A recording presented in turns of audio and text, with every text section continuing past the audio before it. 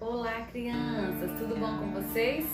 Estou aqui de novo para compartilhar um próximo milagre da nossa série, os milagres de Jesus. Nós vimos no devocional anterior que Jesus mandou que o vento e o mar se acalmassem durante uma tempestade na travessia no mar da Galileia.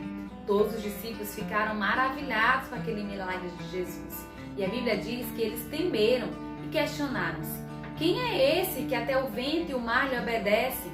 Logo em seguida, continuando essa travessia, quando Jesus finalizou a travessia do mar da Galileia, chegou a uma cidade na região dos Gesarenos. Lá naquela região, um homem veio ao encontro de Jesus. E é interessante lermos os versículos do capítulo 5 de Marcos. Os primeiros 5 versículos nos esclarecem um pouco mais dessa história. Vamos lá? Diz assim: assim, chegando ao outro lado do mar, a região dos Gerazenos, quando Jesus desembarcou, imediatamente um homem possuído por um espírito impuro saiu do cemitério e veio ao seu encontro. Esse homem morava entre as cavernas usadas como túmulos e ninguém conseguia detê-los, nem mesmo concorrentes. Sempre que era acorrentado e algemado, quebrava as algemas dos pulsos e despedaçava as correntes dos pés. Dia e noite ele vagava entre os túmulos e pelos montes, gritando e se cortando com pedras.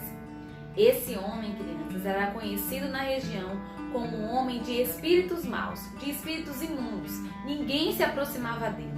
Os discípulos ficaram assustados com a presença daquele homem naquele lugar. E logo ele veio ao encontro de Jesus. E é interessante a narrativa desse texto na Bíblia, para que a gente possa conhecer um pouco mais desse Cristo que a gente tem tanta fé e que a gente tanto anuncia. Estudar os milagres de Jesus, crianças, é importante porque a nossa fé aumenta cada vez mais na certeza de um Deus que tem poder, de um Deus que é poderoso. Vejam o que aconteceu. Quando o homem viu Jesus, ainda a certa distância, correu ao seu encontro e ele se curvou diante dele.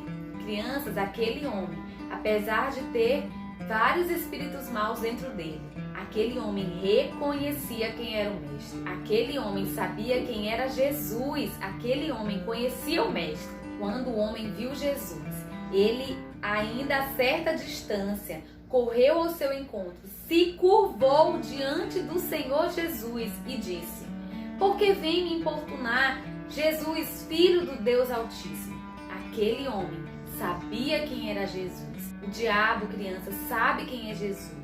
E ele sabe o poder que o Senhor tem para nos livrar do mal.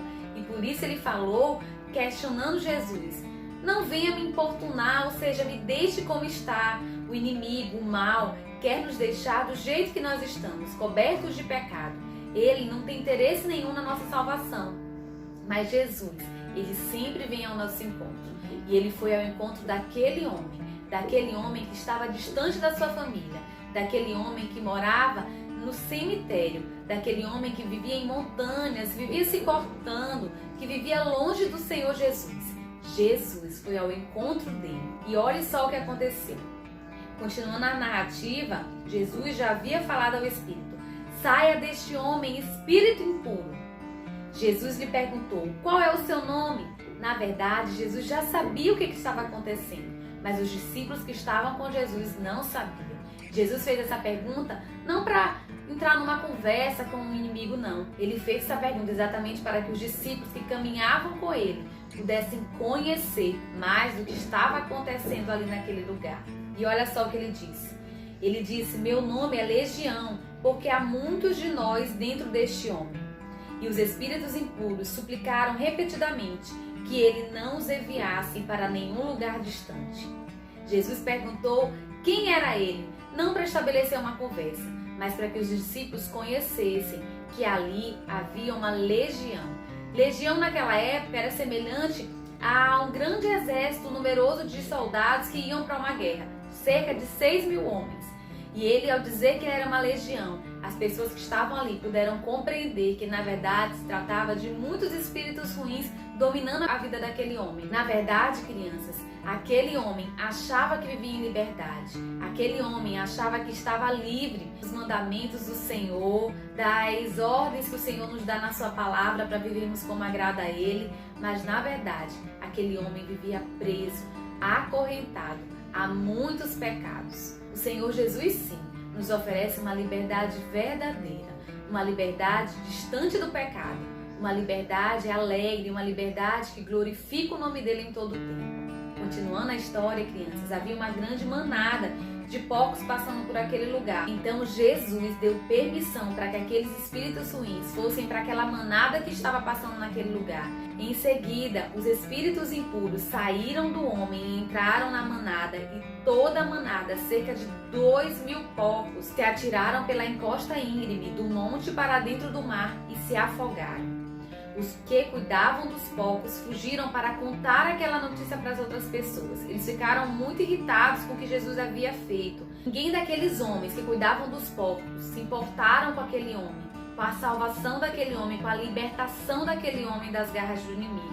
Ninguém ali se importou com aquela vida. Mas Jesus, Ele é o Deus que nos fez a sua imagem e semelhança. É o Deus que nos ama e que se importa conosco. Ele salvou, resgatou a vida daquele homem das prisões que o inimigo fazia naquele homem diariamente. Ele livrou aquele homem das algemas que cercavam ele, do inimigo das nossas almas que dominava aquela vida. Jesus libertou aquele homem e ele pôde voltar para sua família, porque a Bíblia diz que o povo correu para ver o que havia acontecido.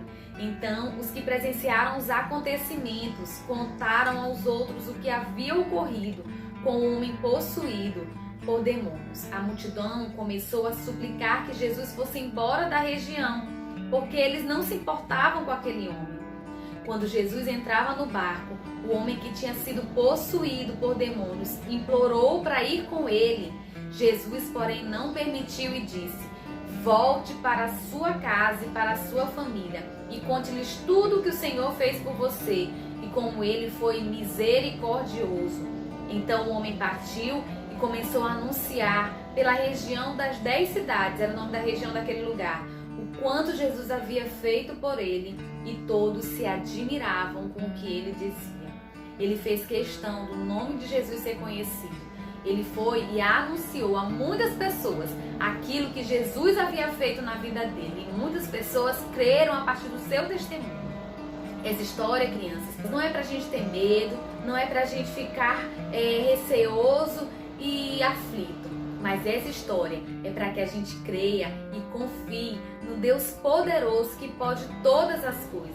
Jesus, crianças, é o Deus que venceu a morte, é o Deus vivo que reina para sempre. Crianças, a Bíblia diz, lá no capítulo 103 de Salmos, capítulo 103, versículo 19, diz assim: o Senhor fez dos céus o seu trono, de onde reina sobre todas as coisas. O Senhor fez do céu o trono dele, mas de lá ele reina sobre todas as coisas.